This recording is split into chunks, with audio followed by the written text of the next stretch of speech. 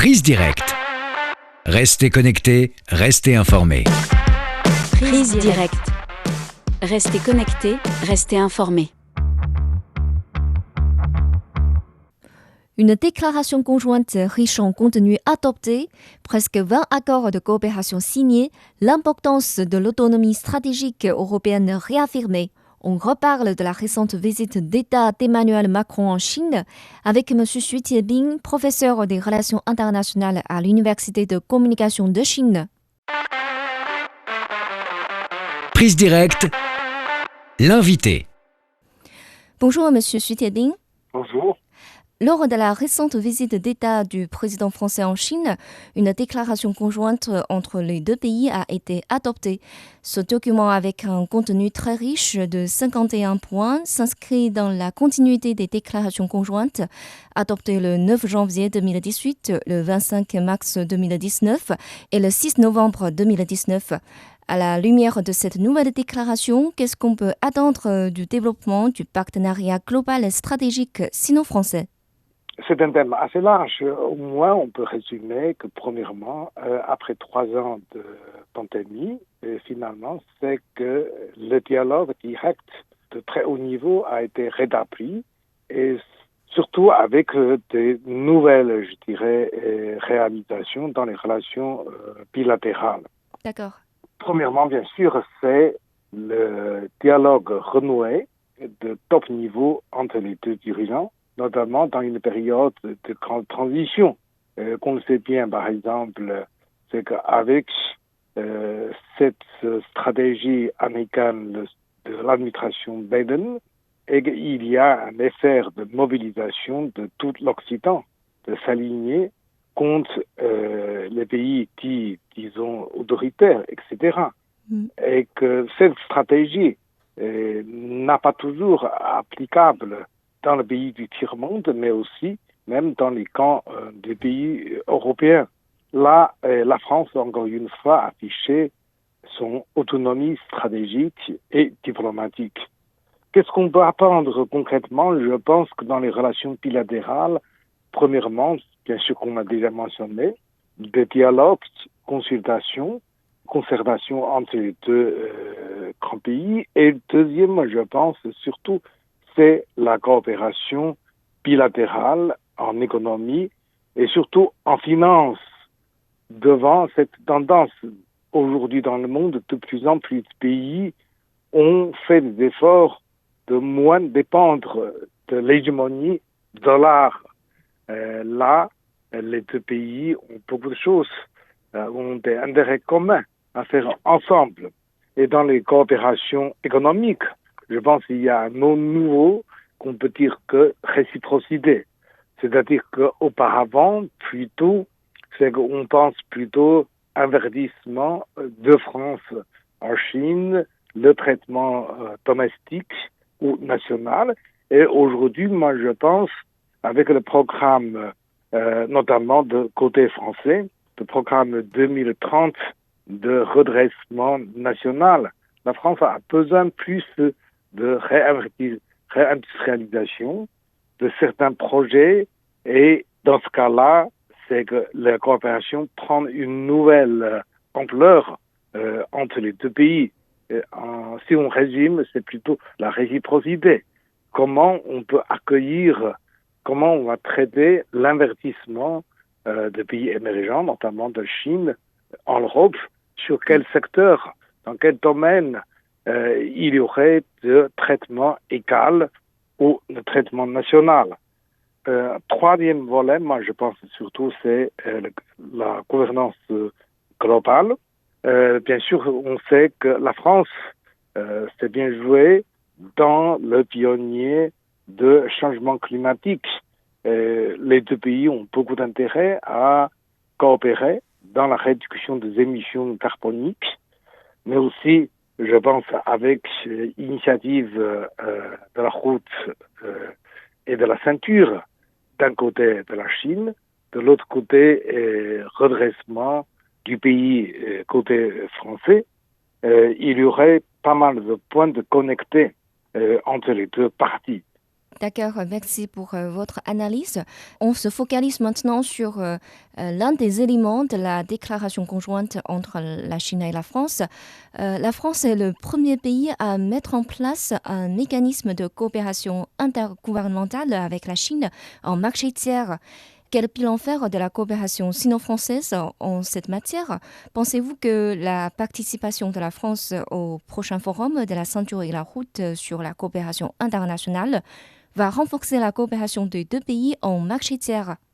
D'abord, la définition, quand on dit, par exemple, la coopération internationale avec le tiers, qui est plus large que la coopération bilatérale, avoir, je dirais, de près, jusqu'à maintenant, la progression rapporte moins de résultats à l'auteur voulu ou attendu. Cela dit, je pense sur des secteurs concrets, on aurait beaucoup plus d'opportunités à faire quelque chose ensemble. Par exemple, je pense qu'on a déjà mentionné le changement climatique, la réduction des émissions, mais aussi que selon les points performants de ce côté, on aurait plus de coopération dans énergie nucléaire, dans énergie renouvelable ou propre, concernant, je dirais, par exemple, installation, opération, le traitement de déchets de la station nucléaire. Les deux pays ont beaucoup de points communs. Si on va aujourd'hui les grands dossiers de la gouvernance mondiale concernant la sécurité alimentaire, concernant la sécurité énergétique, les deux pays ont beaucoup d'intérêt en commun de faire l'amélioration et la promotion. D'ailleurs, je pense que dans le large reste du monde, par exemple en Afrique, en Europe, dans le Proche-Orient, que ce soit sur l'infrastructure, la construction, la nouvelle infrastructure sur la communication de 5G ou d'autres, non seulement la Chine, la France, mais aussi pas mal d'autres acteurs pourraient faire plus de grandes réalisations dans ce domaine. Cela dit, moi je pense que maintenant, que dans la nouvelle technologie, comme on dit, c'est les high-tech, si par exemple aujourd'hui c'est les Américains, la Chine, fait un peu le leadership dans ce domaine et l'Europe est en retard.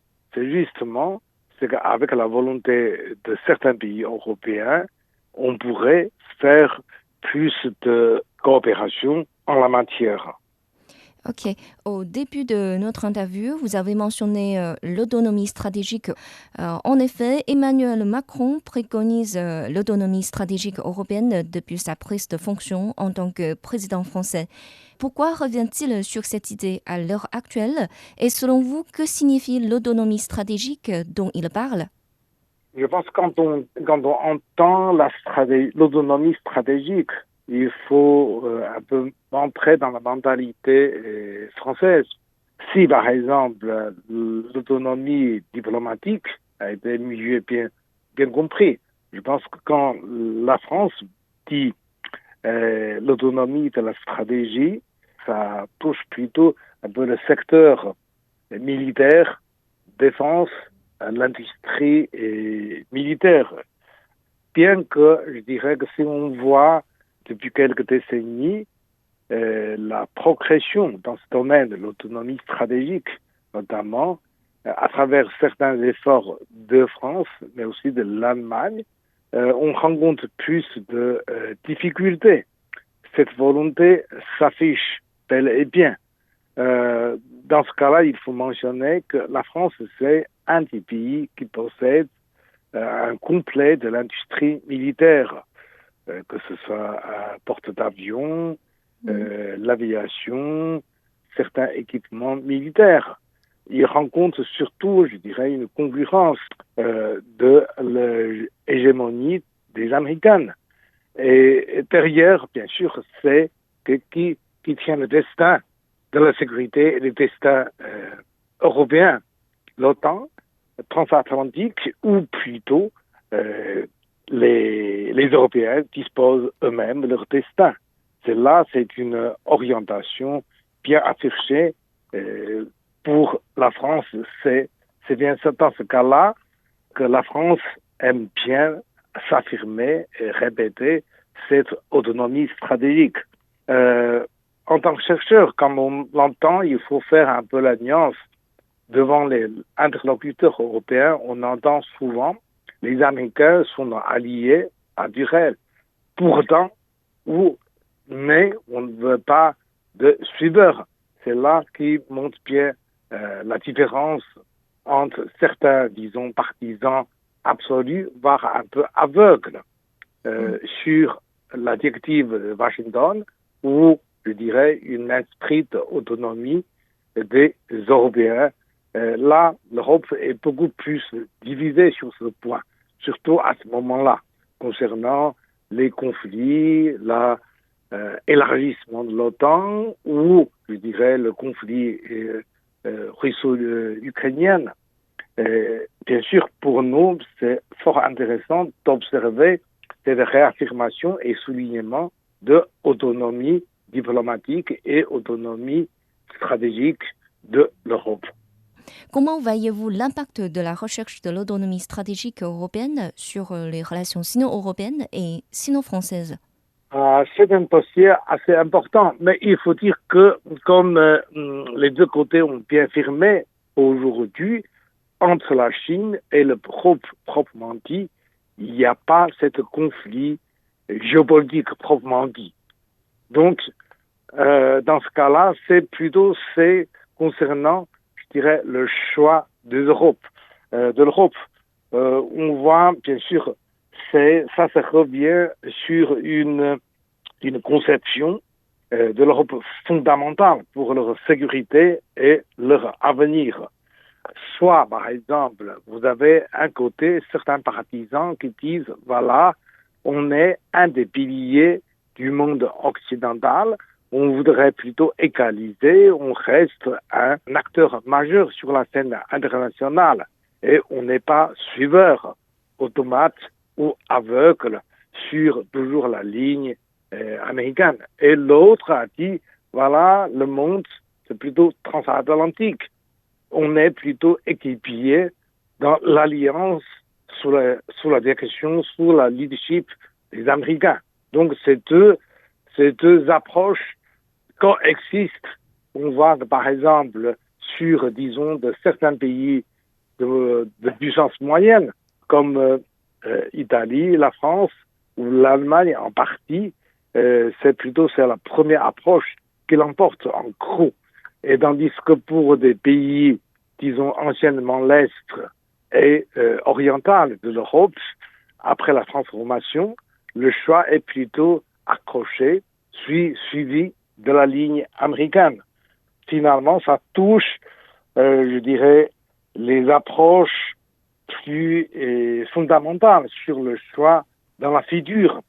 On voit bien sûr, qu'aujourd'hui, il y a cette question de positionnement aveugle ou automatique, ou plutôt un choix d'initiative. Et on est fort intérêt d'observer que finalement, c'est que Paris, un peu comme toujours, c'est que choisit plutôt la première approche qui met plutôt sur le destin européen, l'indépendance ou autonomie, non seulement militaire, mais de plus en plus monétaire et financière.